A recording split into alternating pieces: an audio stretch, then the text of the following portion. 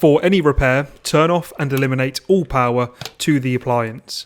A bulb will usually be found in the bottom oven and top oven section. We're going to replace the top oven bulb on this Hotpoint model, but it's the same process if you're replacing the bottom oven bulb.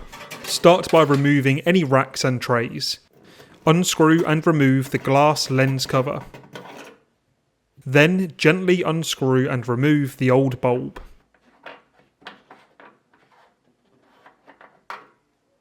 The wattage, thread size and maximum temperature will be shown on the box of your new bulb and should also be shown on the bulb itself. Gently screw the new bulb into the oven.